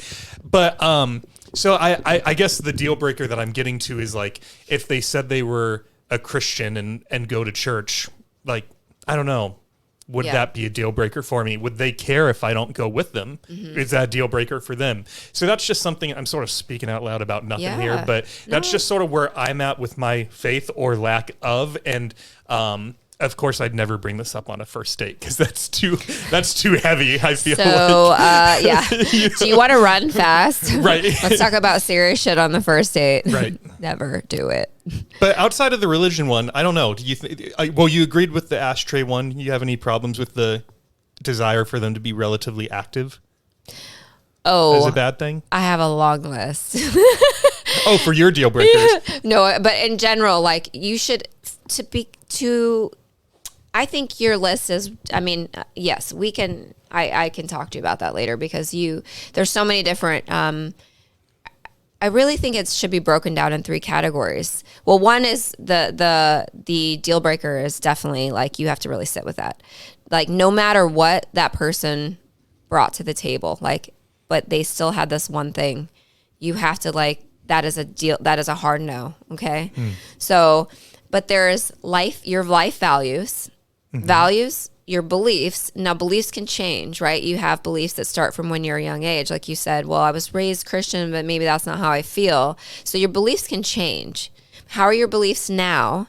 And your life goals, because everybody has different goals, and they could, like, maybe age is like, maybe it's 20 years older. Well, that's not going to work because you're in different seasons, or maybe it will work, you know? So you have to start looking at your life and really being realistic on what it is that you want, getting really effing clear, like really clear. And I mean, the more clear and the more strategy you have, that is when you meet someone. Because if you're just like, I'm just going to see what sticks to the wall like a noodle, right? Is this cooked or not? Does this work for me? Well, the chances of it working out are a lot slimmer than if you're like, look, I'm going to do this. I have a plan. I'm going to make this shit happen. And I'm going to find at least options, right? Good options, great options. I will share one goal with you is that I do want to do a live episode of the podcast. When I say live, I mean there's an audience, not even necessarily like thousands of people or anything. I actually found a venue in Austin that sits about 80 to 90 people. And I really want to do a live episode where it's basically you and me, you know, whoever the guest is, but we'd be at this venue with 80 people watching us in real time. I love that. I want to do that too. It would be awesome. Yes. So we have a similar goal on our agenda right now. Yes. That's going to be so amazing. I do have a question for you. Okay. Because we are in 2023. Yes. In 2 days, we'll be in 2024 once this airs. What do you think about the apps? Like, even for someone like me, you know, you just said a few minutes ago, I need to be telling everyone, say it on the podcast, tell my friends if you meet someone and they seem like a cool person, make the introduction. But we did have a matchmaker on the show about 6 weeks ago, and she thinks everyone should be on one. And her challenge for me was to download one and see where it went. So I downloaded Tinder. I made a little bio, put some pictures in there. I connected with someone, and this is the epitome of why I hate the apps. Because for me, same thing happens every time. Connected with someone, we were having some really good conversations. I forget what his bio said, but whatever was in there, I liked it. He was very handsome based off his pictures. And I asked him if we can move it over to Instagram, because on Instagram, you can send people video messages, which I love to send them those and get a few back just to get a feel for their vibe, their energy. Like, there's just something about those where I'm like, I really want to meet this person, or like, you know what? Actually, I'm good. And so we did. And he was awesome. We exchanged a ton of messages. I think we were both pretty excited to have connected. And we had a date planned, and we got to the date, and he said about around 5 o'clock when he was probably getting off work, he said, hey, I'm feeling like I just need to be alone tonight, and my sort of introverted side is surfacing. So do you mind if we delay this so I can meet you on a night when I'm at my best? And I thought it was strange, because if I was in that mode, I'd just power through. I'd take a shot of espresso, or I'd do something to be like, I gotta get out of whatever this funk is. Let's go meet this handsome, fun, interesting person. But I let it go because he's so cool, and I felt like we already built some goodwill amongst each other. So I said, totally cool. And then we reset another date for like 7, 8, 9, 10 days later. And the night of the event, he said, I had a migraine last night and I missed my gym session. So I really feel like I should go to the gym tonight. Do you mind if I cancel?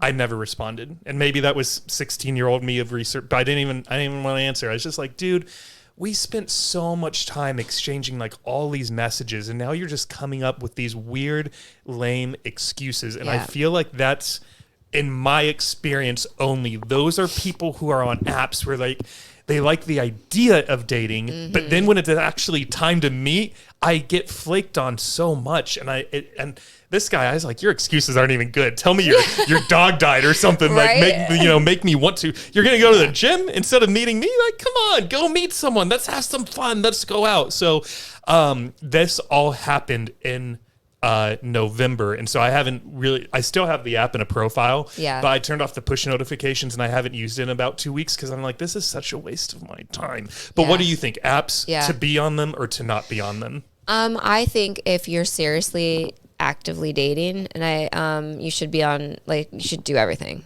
and just see, like, and I don't mean do everything like, okay, so I hear what your matchmaker friends client or whatever says, or your guest, sorry. The one thing I liked about Hinge is that you can use video prompts, and they really actually push it. And a good friend of mine who I had a podcast, that's all he does. He creates 3 videos, short videos for your dating apps or matchmakers so that they can go back and forth. And so, because right, you can't see anybody if you're not 3D, like you can't really grasp what they're about. But my point is, like, don't put all your eggs into one basket, in one, like, I'm diehard, this is it. I'm only going to find someone on Hinge. I'm only going to find someone on Tinder, or I'm only going to meet someone if I'm out with my dog, or you're just limiting yourself, right? When you limit yourself, when you're really wanting something, that's just silly to me. So, like, you're pushing yourself at the grocery store. Like, why wouldn't you, like, okay, I get what you're saying. It's cringy. It's easy for people to flake, like, but that's not everybody. There is a large percentage of people that just get comfortable behind a phone and they don't know how. And that's like, I know it's not your problem, and I know it's a waste of your time. And like, it sounds like you guys had a good connection, and he was just like, well, he just couldn't follow through, you know, but like, you don't want that guy anyway. Right. You know, and it is going to, and I'm just telling you, the more strategic you are, the more, it's almost like a marketing plan. It's crazy, but it's true. Yeah. I don't hate that you just said that, because it is. Yeah. Yeah. It really is. And I don't want that. I want everybody to know, listening and here, it's not an interview either, but there are ways, there are questions, like, I have way better questions. Meaning for Than my getting $9.99 card game. I love this as icebreakers. I guess that came across so rude. No, it didn't. And I can cut that out if you want me to. know, But I it don't didn't care. come across as rude. I meant I have great questions for first dates, second dates, like things that on one question we could ask, like, oh my God, he wants to know this about me, and I'm going to just blah, blah, blah, blah, blah, blah. But it's telling you like 3 or 4 things about that person. So you're like, I only got to ask you one question to know 3 or 4 things that I need to know about you. And it's just like, it's either going to flow, we're going to have this banter, and I'm going to find out before I even meet you whether or not I want to, I want to go on a date with you. But I will say, if you are on apps, get off the apps as soon as possible. And I don't mean obviously for good, but you mean meeting them as soon as possible. That's me. Yeah. If I connect with someone and I feel like we have some rapport, I'm like, let's just meet and then and figure this out, because I feel like we'll know pretty quickly, like, if we want to move forward or not. Yes, exactly. And anybody that's on the apps, please, like, if you find someone that you're interested in, you both match, set the date up. Yeah.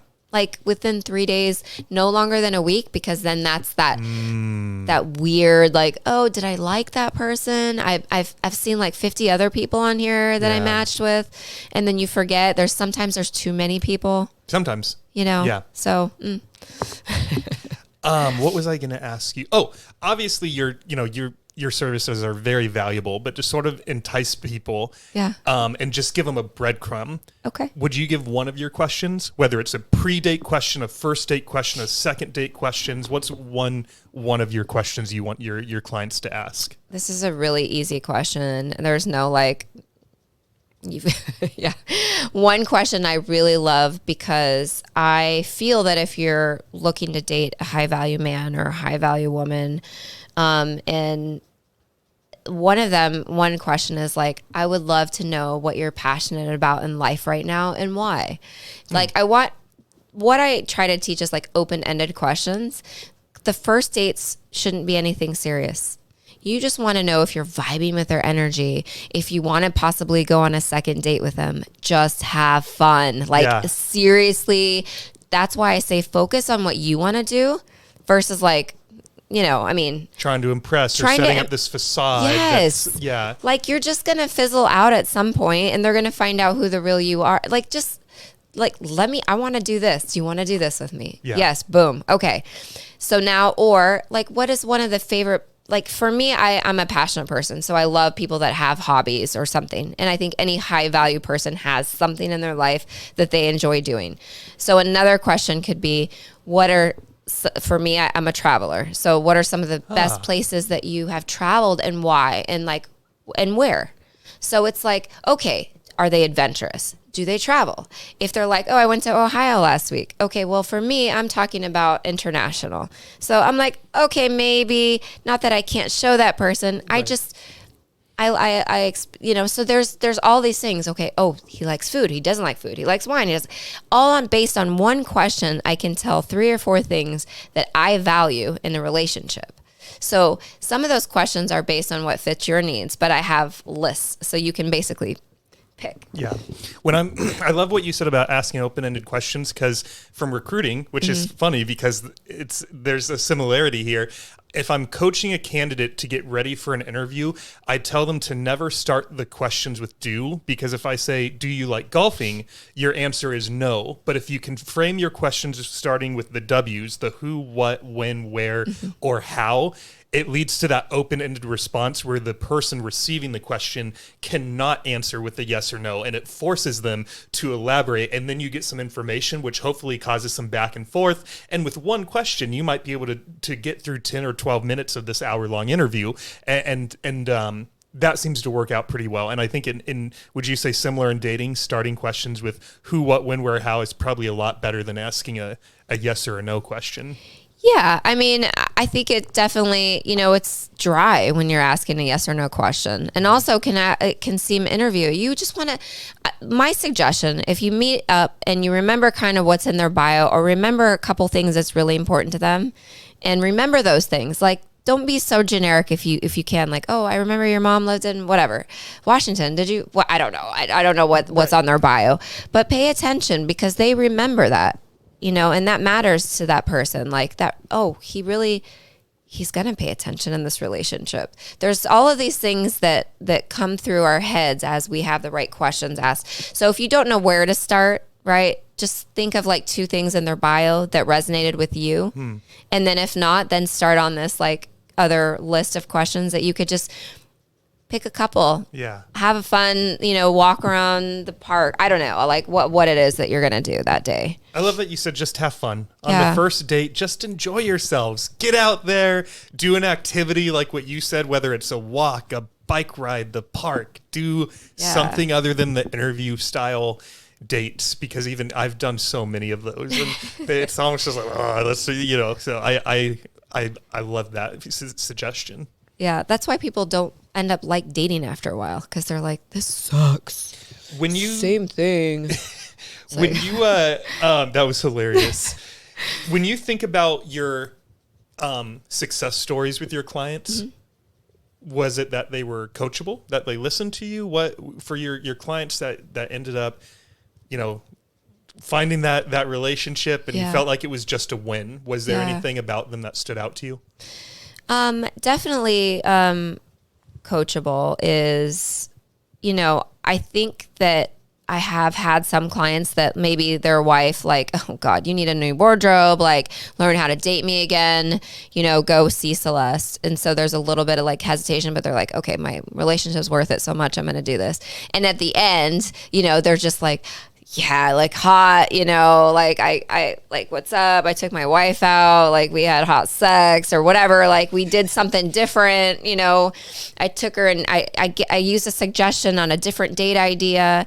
And I think the biggest, one of the most beautiful moments, I remember this on one of my clients that I saw for, I don't know, maybe 6 months, a year before that I saw this reaction. We would go shopping and like, okay, this is I think twice a year. We'd do like summer, spring, fall, winter.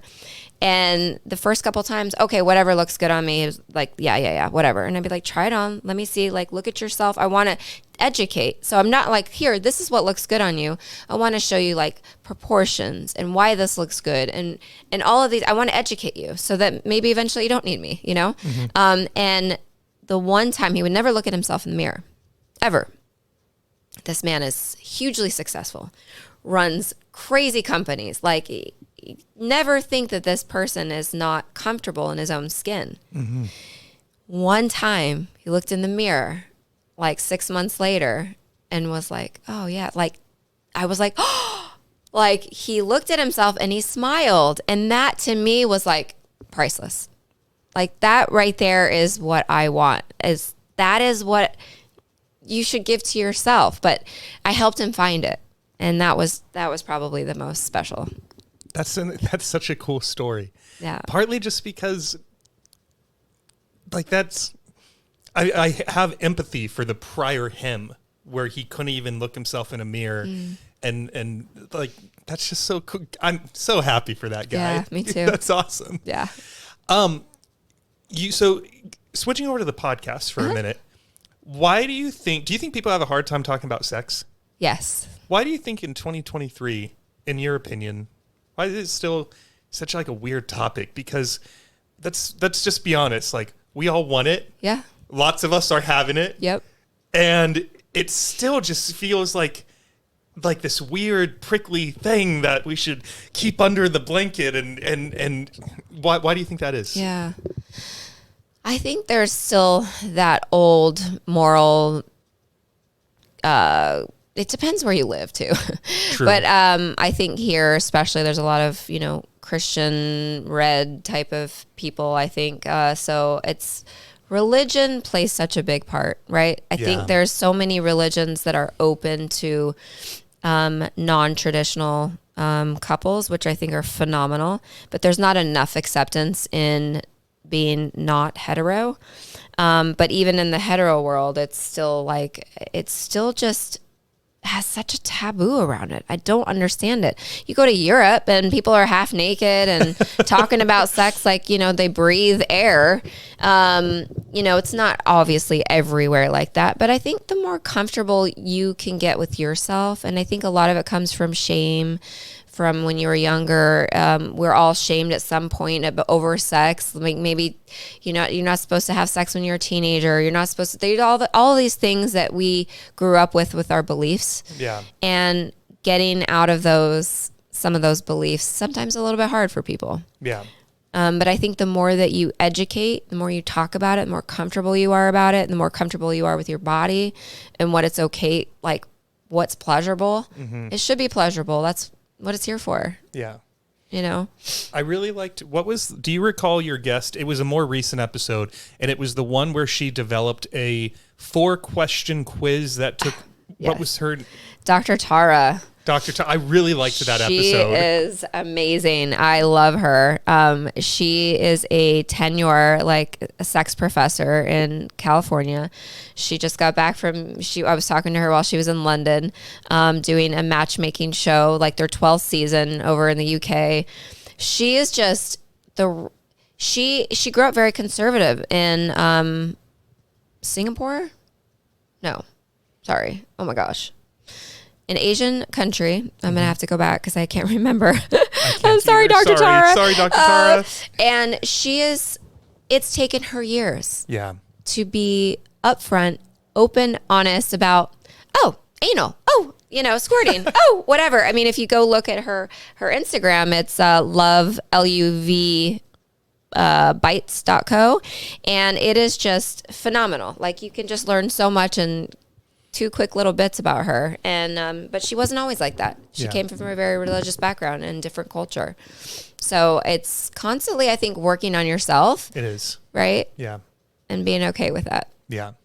Yeah, someone even asked me in 2023 why someone would be afraid to come out of the closet. And my 2-part answer was that, well, one, when you think about it, we're not that far past when that was like not a popular thing. Yeah. Now, like, every human resources team for a big company is like, yeah, we love our gays, but that it's only been like that for a couple years. Mm-hmm. And the other thing I told her too was, even for me, I came out when I was either 25 or 26. Okay. So I spent 25 years denying who I am and got made fun of it. And so even to those people, I verbally would like, no, I'm not. No, I'm straight. I love women. Because I was high school, I was scared.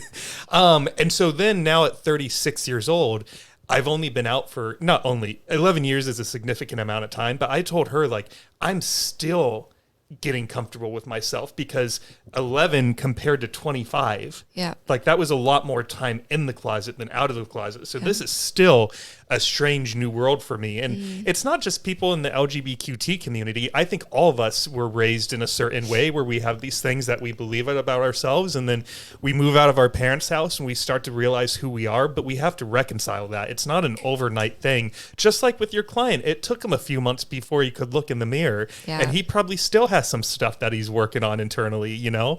And I think as long as we're all okay with growing and getting more comfortable with ourselves, and we're doing something to get more comfortable, like forcing myself to go somewhere new once a week, you'll make it. You'll be okay. But you got to put in some work and be patient. And just keep and give yourself some grace. Don't mentally flog yourself because you. Like that guy that I didn't ask out today. It was at the gym. I'll probably see him again, whatever. So I didn't ask him. I'll ask him tomorrow, you know? But just you gave a huge yes when I said allow yourself some grace. Why did you agree with that? Because I was told that recently in the last, 6 months. I don't remember when or exactly. I was actually told to my daughter to give to me. And for some reason that hit me like a ton of bricks because oh my gosh, I can get really emotional. I am a sole parent. I've been a sole parent from day one, and it's different than a single parent because I've completely raised her from day one and all by myself. And I don't need pats on the back. I guess I'm prefacing where I'm coming from with this, and trying to manage both roles. Or I know that sounds like crazy, but I have, and trying to give her what she never received from a father, which I can't also. But what this therapist said was, you know what? It's only been a minute. Give your mom some grace. And I was just like, I don't know. Like that was like the most beautiful thing just for her saying that allowed myself to take even a minute for myself and said, God damn, you're doing an amazing job. Stop beating yourself up so much. And I think that's when you said that first, that is such a profound thing to tell to ourselves. Yeah. Yeah. So it's beautiful. Thank you for saying that. Of course. Let's see here. I think I might divert. Anything else that you want to talk about as far as dating apps, things we're seeing within the culture? I feel like we had a wonderful conversation around those topics. Yeah, I think so. I think just noting on that, just like I said, getting very clear. Don't put all your eggs in one basket. Get out there and meet people. Yes. People. Yeah, go do it. Have some fun. Yes, and have Myself fun. included. David, go have some fun. Woohoo. I will this Thursday. This Thursday at 9, I'm going to that class. Good for you. Excited. I'm proud of you. Thank you. I did want to ask you about the podcast. Okay. Where do you want to see it go? Outside of, I know you said you want to talk on stage. Yeah. That's a little separate, though, for the podcast specifically. Yeah. Is it for fun, a way to get new clients, a way to educate? What do you want to see happen with it? So starting this was just another form of macro content, which someone was like, just either do YouTube or a podcast. I'm like, oh, I'll pick a podcast. It was really that kind of benign. Yeah. And it has just turned into the most rewarding avenue that I didn't experience. I had no idea how amazing it would be. This is my grad school. This is my ability to connect and how much I love connecting with humans. I always have, but it's so much more intense now. And I just feel so honored and blessed to have like guests and be able to use my voice to help and educate. Do I want it to be bigger? Hell yeah. Did I think about that before? No. So I want to start producing. I think we talked a little bit before. I want to start putting it on YouTube so that I can show people, give the ability to have more profound guests, you know, bigger and better, and not just bigger and better, just connect with more. And I feel that a lot of people that are in the podcast world have really refined that. And I've gotten better. I've gotten better at asking better questions and getting in tune with the human connection. And I think that is what we're missing right now. Yeah. A lot. So this brings us back to that, connection that we all long for. Yeah. Yeah. I got to say the same for me. The fact that you might be number 50 exactly, but the fact that I've had 50 humans who all just bring this amazing thing. Like all 50 have been wildly different so far, from personal trainers to ex-special forces, just all these crazy people with crazy stories, crazy in a good way. That's good. You know, like what an honor and what a gift to be able to, you know, sit down with you, record for 2 hours and then share it with the world. And my hope is that an episode like yours will find someone who is maybe mentally flogging themselves because of their dating life or lack of, or they're single. And it will just be a ray of hope where they're just like, okay, I can do this. I have a game plan now. I'm going to listen to Celeste. I'm going to follow her on Instagram. I'm going to download an app or two, you know, and it ends up just being, it gets them going, and it's a starting point for just sort of changing, you know, whatever it is that they're currently working on this week, being dating. Yeah. And I really want to put a positive note on the dating world, because there's so much. I hear it all the time. Dating sucks. This is that, blah, blah, blah, blah, blah, blah. And I'm like, well, let's change that. Let's have fun. Like, this is an opportunity for you to do what you want to do and like experience life. And like, I think if we start directing and creating a plan for more fun and like connection, you know what?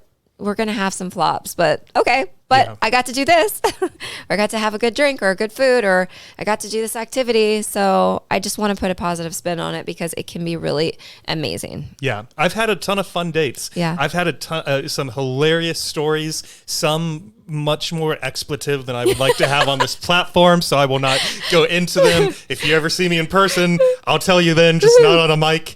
But yeah, dating, I have had a ton of fun. You know, Nice. I did talk about some of the negative experiences I've had since I've been in Austin, and I did not mean to put like a womp womp on it, but no, dating is fun. I agree 1,000%. It's just a little scary too. But that's fine. Yeah. That's fine. You know, we got it. It depends on how much you want it. You know, are you going to lean into the fear and be like, well, I'm just going to be single forever then, or are you going to do something and have some fun doing it? Exactly. I have one more podcast related question for you. And I know a couple other podcasters tune into this show. You mentioned to me that your backlog of recorded episodes is about 4 months out. It is. So for me, I walk this tightrope of keeping it at about a month, because I like to have episodes in case I get busy and can't record. But I also feel bad recording with someone, and then if it doesn't come out, there was one time where my backlog was about like 2.5 months. And I was like, oh my God, this is way too long. And I feel like I'm doing these people a disservice. Yeah. How do you feel about having 4 months of episodes? And do your guests care that they're not being released for? So it's pretty common. Although this is why I'm changing it up in February 1st. I will be launching twice a week. Heck yeah. So I'm super excited about that. Apparently it also changes up the algorithm, and there's not really algorithm. So I don't know how that works, but I think popping it up more it's a good thing for us as podcasters. But so I even took off a little bit in the summer because I was like, I'm going to stop recording. This is like, makes no sense.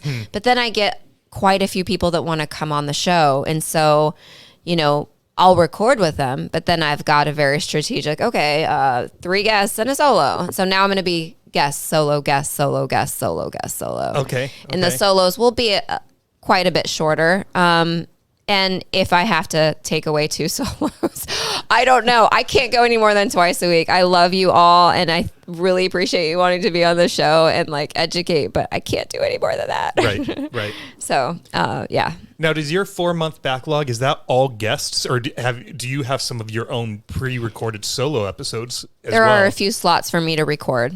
Okay. Yeah. So right now it's like, so it probably won't be 4 months once February comes around, but right now it's like March, April. So, well, knowing it's an industry standard, I will just, maybe I'll increase my backlog, because I will admit, if I had 2 months or 3 months of episodes, I would sleep a little better at night. Yeah. There's a comfort to that. I think for me, what I know or have seen is that there have been a couple people, probably like 10, 15, where they're just so excited. We'll record and they're like, this is coming out this weekend, right? And I'm like, no.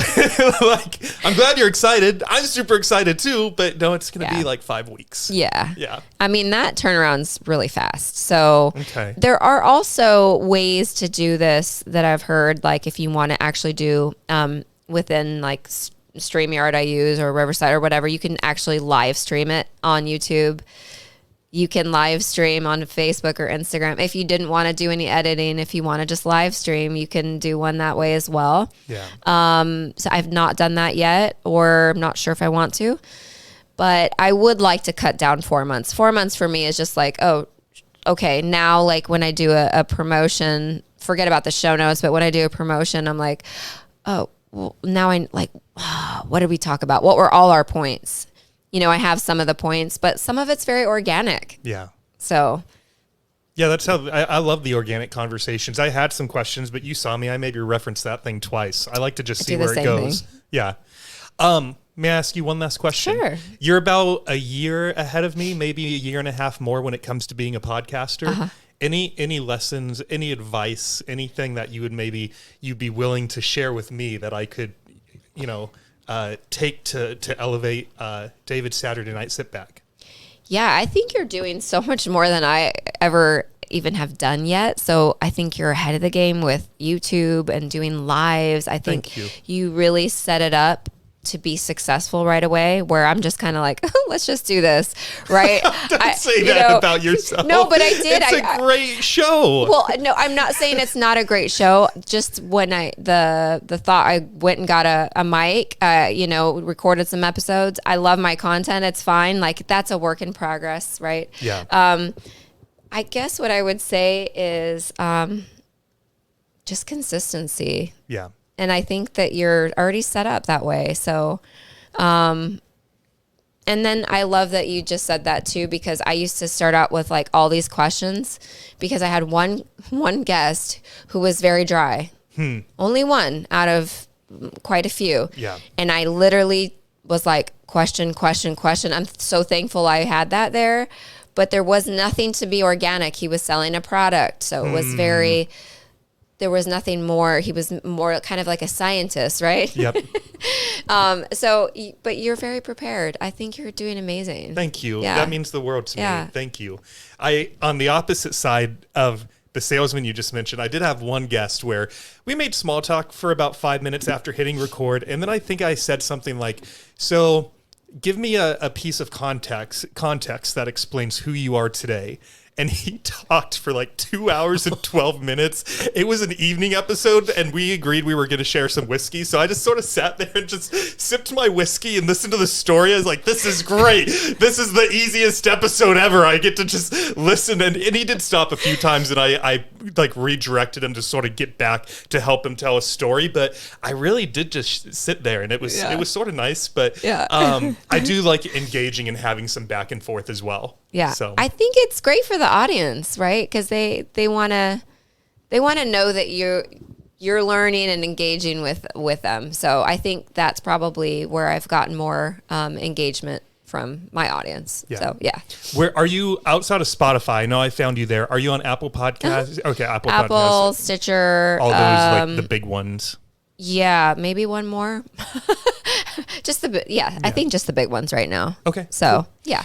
Well, actually, before I close out, anything else that you wanted to bring up tonight? Well, I know I just really wanted to jump on here. If you go to my website, there's a couple freebies that I have that you can download. You just put in your email, and I have a strategic plan for people that are going through they don't want to hear the no's, right? Yeah. So I have a little bit of freebie. If you just go down celestemoore.com, there's also a great one on love languages and how to date someone with a different love language. And so they're just cute little freebies. Like, seriously, if anything will help you in your dating life, I'm here to help you navigate that without a cost. So the podcast and a couple freebies are great. I'm going to go get those freebies for myself. Do it. What's the website? Do you know? CelesteMoore.com. CelesteMoore.com. Easy peasy. Easy peasy. And then don't forget to also go check out the Down and Dirty podcast. And if you like it, please keep in mind, everyone, that the biggest way that you can help Celeste with the podcast side of things is to give that pod a 5-star review on Spotify. And if you don't mind, take 30 more seconds, go over to Apple Podcasts as well and give it a 5-star review there. What I like about Apple Podcasts is that if you want to leave Celeste an encouraging note, they allow you to leave a written review as well. So you can go in there and type whatever you thought about the particular episode, the show as a whole. But as me and Celeste were talking about earlier, the more we help her grow her show, it could lead to either bigger guests being brought in, you getting some clout so you can be on stage someday. But at the end of the day, too, your mission is to educate. And so you're doing your job by recording the episodes. Now we need to help her actually reach the ears that need to hear this content by spreading it through these reviews. So they are really, really important to you. They mean the world to Celeste and to me. So please go leave those. And in the meantime, I think with that, we can wish everyone a healthy and happy Saturday night. We will see you on the pod next week. Bye, everyone.